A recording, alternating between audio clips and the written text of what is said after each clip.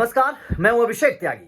IPL 2025 का retention हो चुका है और तमाम टीमों ने अपने अपने खिलाड़ियों को बता दिया है, लेकिन केकेआर की तारीफ हो रही है। अब केकेआर की तारीफ क्यों हो रही है और केकेआर ने ऐसा कौन सा फैसला कर दिया जिसके बाद यह कहा जा रहा है कि वास्तव में केकेआर एक वफादार टीम है, वास्तव में केकेआर चीजों को समझती है, वास्तव में केकेआर ने चीजों को एक ऐसे तरीके से गढ़ा है, एक ऐसी तरीके से बात बनाई है कि जिसके बाद केकेआर की तारीफ हो रही है। अब देखिए, केकेआर की जो चर्चा हो रही है वो दो तरीके से हो रही है, दो वजह से केकेआर की चर्चा हो रही है। सबसे पहले श्रेयस अय्यर का रिलीज करना, ये सबसे पहली चर्चा हो रही है केकेआर की कि श्रेयस अय्यर को रिलीज किया गया, क्यों किया गया, उसके पीछे की वजह भी मैं आप लोगों को समझाऊंगा कि आखिर श्रेयस अय्यर को रिलीज करने के पीछे की हकीकत क्या थी।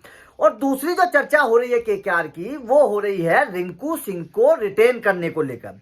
अब रिंकू सिंह को रिटेन करने को लेकर चर्चा दो तरीके से है। सबसे पहले कि रिंकू सिंह अब से पहले 55 लाख के खिलाड़ी थे, 55 लाख से रिंकू सिंह 13 करोड़ तक पहुंच गए। तमाम क्रिकेट फैंस का ये कहना है कि भाई साहब, ये केकेआर ने रिंकू सिंह की ताकत को समझा है, उनको इनाम दिया है, उनकी रेस्पेक्ट की है, उनको सम्मान दिया है। और ये एक बेहतर तरीके से क्रिकेट फैंस इस बात को देख रहे हैं कि केकेआर ने अपने सबसे वफादार खिलाड़ी को, सबसे बड़े मैच विनर खिलाड़ी को एक बड़ा सम्मान दिया है और इस तरीके से देना चाहिए था। रिंकू सिंह को नंबर 1 पर रिटेन करके केकेआर ने बता दिया कि अगर कोई खिलाड़ी उनके साथ वफादारी निभाएगा, इतना बेहतर परफॉर्मेंस करके दिखाएगा, तो केकेआर उसको सम्मान देगी। और ये बात केकेआर ने रिंकू सिंह को नंबर 1 पर रिटेन करके बता दी है। जाहिर तौर पर इसकी तारीफ हो रही है केकेआर के इस फैसले की, क्योंकि रिंकू सिंह से तो बताओ, अब एक बात बताइए, 2022 में रिंकू सिंह कुछ मैच खेले, 2023 में कुछ बेहतर परफॉर्मेंस करके दिखाए, 2024 में कुछ अच्छा खेले, उसके बाद में 2024 में तो कुछ मैच खेले भी नहीं थे रिंकू सिंह। तो आप अंदाजा लगाइए, केवल 3 साल में रिंकू सिंह इतने पावरफुल हो गए, इतने सम्मानित खिलाड़ी हो गए कि केकेआर में नंबर 1 के तौर पर रिटेन हो रहे हैं। अब यहां पर एक चीज समझिएगा आप, रिंकू सिंह से पहले सुनील नरेन, आंद्रे रसल, ये तो तमाम सीनियर खिलाड़ी हैं। सुनील नरेन तो 2012-2014 के विनर खिलाड़ी भी हैं, आंद्रे रसल विनर मतलब पुराने खिलाड़ी हैं।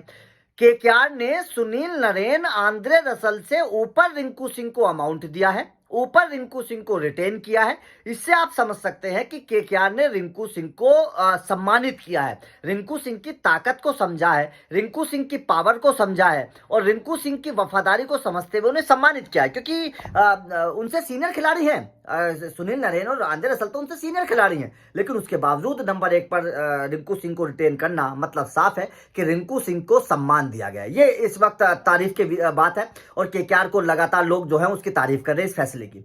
दूसरी बात जो श्रेयस अय्यर को लेकर तमाम लोगों के जहन में सवाल होगा कि केकेआर ने रिटेन कर दिया, नहीं किया, क्यों, क्या रीजन था।